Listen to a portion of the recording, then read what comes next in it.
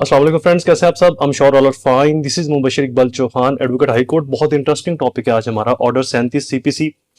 ये तो एक लीगल टर्म है, एक लॉ है। बेसिकली ऑर्डर 37 हम तब फाइल करते हैं जब हमने किसी से पैसों की रिकवरी करवानी हो। ये एक समरी सूट है जो कि विद इन 6 मंथ इसका फैसला हो जाता है, और ये हम वहां पर फाइल करते हैं जहां पर कोई भी निगोशिएबल इंस्ट्रूमेंट इन्वॉल्व हो। निगोशिएबल इंस्ट्रूमेंट थोड़ा सा और डीपर मीनिंग है। इन शॉर्ट बता दूं कि अगर आपको किसी ने चेक दिया है 10 लाख का, 20, 40 लाख, 50 लाख का, व्हाट्सएवर किसी भी अमाउंट का, तो आप उसके खिलाफ 489F की कार्रवाई तो करवा ही सकते हैं। एक क्रिमिनल प्रोसीडिंग है, ये एक सिविल प्रोसीडिंग है जो पैसों की रिकवरी के लिए। यहां पर आपको एक चीज बताता चलूं, मैंने अभी रिसेंटली एक वीडियो अपलोड की है कि 489F पैसों की रिकवरी के लिए नहीं होता। आप 489F के अंदर जितना मर्जी कोर्ट को इंसिस्ट करें कि जनाब मुझे पैसों की रिकवरी करवा के दे, कोर्ट ने ये नहीं देखना। कोर्ट ने वहां पर सिर्फ डिसऑनेस्टी देखनी है कि रीपेमेंट ऑफ लोन था जो इसने लोन नहीं दिया, फुलफिलमेंट ऑफ ऑब्लिगेशन थी जो कि इसने नहीं की, तो लिहाजा भी इसके खिलाफ क्रिमिनल कार्रवाई की जाएगी जहां पर उसकी सजा और जजा का अमल तय होगा। पैसों की मालियाती पिक्यूनरी रिकवरी के लिए आपको या तो सूट फॉर रिकवरी फाइल करना पड़ेगी जहां पर निगोशिएबल इंस्ट्रूमेंट इन्वॉल्व नहीं है, बट आपके पास एक प्रूफ जरूर है कि मैंने इस शख्स को पैसे दिए। एंड अगर आपके पास चेक मौजूद है तो फिर सूट फॉर रिकवरी थोड़ा सा लेंथी और डिले प्रोसेस है, लंबा प्रोसेस है। बट ऑर्डर 37 जो है ये विद इन 6 मंथ इसका फैसला हो जाता है। डे बाय डे इसका ट्रायल चलता है। बहुत स्पीडी रेमेडी है जहां पर अगर सिर्फ आपके पास भी चेक है, जस्ट चेक है, तो ऑर्डर 37 की बिहाफ पर आपके पैसों की रिकवरी हो जाएगी। कुछ और चीजें जो है, बाकी चीजें जो है वो आपका वकील उसके अंदर चीजों को अपने आर्गुमेंट्स के अंदर, अपनी डॉक्यूमेंटेशन के अंदर मैनेज करेगा, अपनी बहस के अंदर।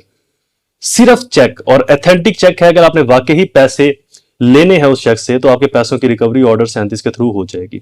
आज थोड़ा सा हम ऑर्डर 37 को पढ़ेंगे कि ये कैसे फाइल होता है, इसके अंदर लॉ या क्या कहता है हमें, और फिर मैं आपको कुछ इसकी और इसेंशियल्स भी बताऊंगा कि कैसे आपने इसको फाइल करना है, दूसरी पार्टी को कितना टाइम मिलेगा और कितनी देर तक वो अपना जवाब जमा करवा सकते हैं, और वो अपना जवाब जो जमा कराएंगे उसके अंदर भी उनको श्योरिटी देनी पड़ेगी कोर्ट को सेटिस्फाइड मुतमईन करने के लिए। ऐसे ही खाली हाथ जो अपना जवाब जमा नहीं करवा सकते, कोर्ट उनसे सेटिस्फेक्शन सिक्योरिटी लेगी। इस श्योरिटी को आसान अल्फाज में ऐसे समझ ले जैसे हम क्रिमिनल केस में जब अपनी जमानत करवाते हैं तो हमें वहां पर मचल के ये श्योरिटी जमा करवानी पड़ती है। सेम एज इट इज यहां पर भी होगा। ऑर्डर 37 जो रूल 1 है वो हमें बताता है कि कहां पर फाइल होगा। इसकी ओरिजिनल जुरिस्डिक्शन तो हाई कोर्ट की बनती है। ये इन अदरवाइज जो इख्तियारात हैं वो ट्रांसफर किए गए हैं डिस्ट्रिक्ट एंड सेशन जज को भी। अब आगे प्रोविंशियल गवर्नमेंट या हाई कोर्ट चाहे तो सिविल कोर्ट को भी ये इख्तियार ट्रांसफर कर सकती है, लेकिन इस वक्त ये एएसजे साहिबान जो एडिशनल डिस्ट्रिक्ट सेशन जजेस हैं उनके पास ये इख्तियार हैं और वो इस ऑर्डर को सुनते हैं। इसके ऊपर बहस, ये जो डॉक्यूमेंटेशन है वो उनके पास होती है। रूल 2 जो ऑर्डर 37 का है ये हमें बताता है institution of summary suit, bill of exchange, negotiable instrument etcetera, all the suits upon the bill of exchange, handis and promissory note may in the case plaintiff desire to proceed hereunder be instituted by presenting a plaint in the form prescribed। यहां पर ये बताया गया है कि plaintiff जिस तरह से चाहे या जो उस सिचुएशन के अंदर वहां पर फॉर्म चल रही है जो मेंशन किया गया उसके मुताबिक अपने मुद्दे को, अपनी प्लेंट को लेकर पेश कर सकता है। सब रूल 2 के अंदर डिटेल बताई गई है। In any case in which the plaintiff and summon are in such forms respectively, the defendant shall not appear or defend the suit unless he obtain leave from the judge। जैसे कि मैं आपको पहले बता रहा था कि इसके अंदर जज से लीव लेनी पड़ेगी, इजाजत लेनी पड़ेगी पेश होने की।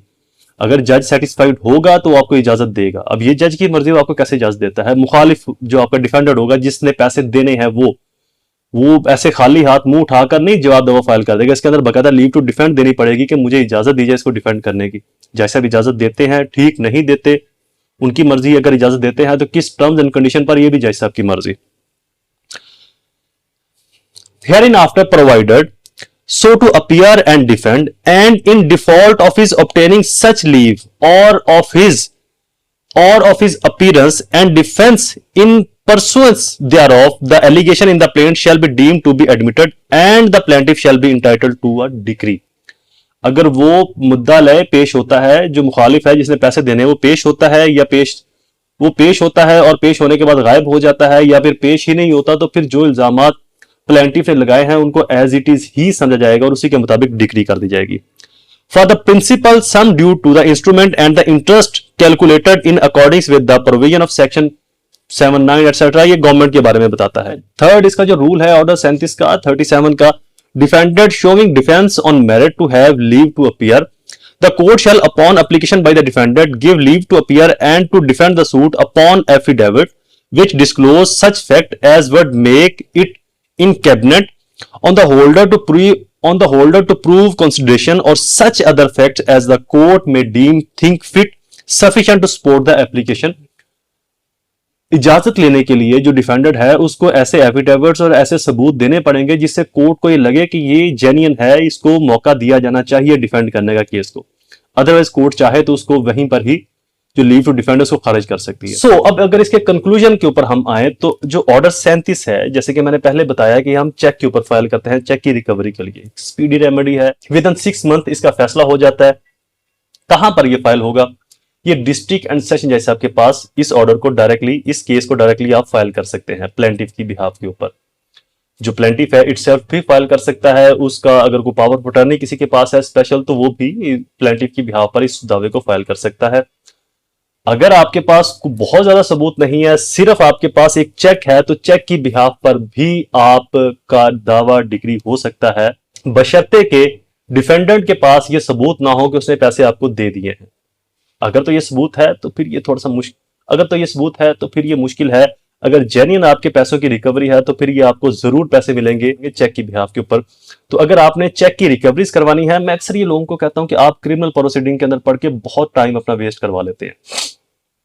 अगर हम इसकी टाइम लिमिटेशन की बात करें तो वैसे तो इसकी कोई खास टाइम लिमिटेशन नहीं है, लेकिन आप जितनी जल्दी इसको फाइल करेंगे उतना ही केस आपकी फेवर में मजबूत है, और जितना इसको आप लेट फाइल करेंगे तो ये आपके ही खिलाफ है, क्योंकि जो डिले है वो हमेशा मदई के खिलाफ ही जाता है। जितना वो डिले करता है ये उसी के खिलाफ इस्तेमाल होगा कि भाई इसने इतना डिले किया क्यों।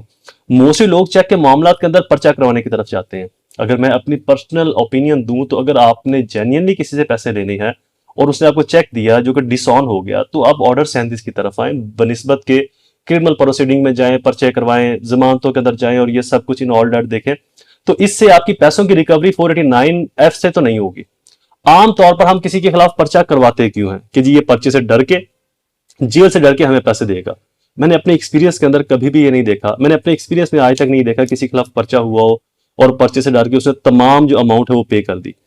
और जिन केसेस में किसी ने अगर पे की भी है कुछ अमाउंट थोड़ी बहुत, तो वहां पर वो पर्चों से बाहर नहीं निकले, तो वहां पर भी कोई मदई को खास फायदा नहीं हुआ। कुछ अरसे के बाद थोड़ी सी अमाउंट देकर अपनी जमानत करवा ली और फिर मामला ये लटक गया। तो पैसों की जो रिकवरी है उसके लिए आपको सिविल फॉरम, जो कि एक बेहतरीन फॉरम है, स्पीडी फॉरम है, जिसके अंदर आपको मुकम्मल तौर के ऊपर सुना जाएगा, आपकी चीज को ऑब्जर्व किया जाएगा, आपकी चीजों, आपकी एविडेंस को डीपर ऑब्जर्वेशन के ऊपर परखा जाएगा। और यहाँ पर जो आपके पैसों की रिकवरी की रेशियो है वो अप्रोक्सीमेटली 80 to 90% है, अगर जेन्युइनली आपने पैसे लेने हैं तो। सो अपने चेक के ऊपर रिकवरी के लिए सूट और रिकवरी की तरफ आप तब जाएं जब आपके पास जस्ट ट्रांजैक्शन है या कोई एग्रीमेंट है, चेक नहीं। अगर चेक है तो फिर ऑर्डर 37 की तरफ आए, स्पीडी रिकवरी है, आपके पैसे जो है वो रिकवर होंगे इंशाल्लाह। और फाइनेंस क्राइम के ऊपर मेरी और भी बहुत सारी वीडियोस अपलोडेड हैं, सो वो प्लेलिस्ट में जाकर आप उनको भी देख सकते हैं।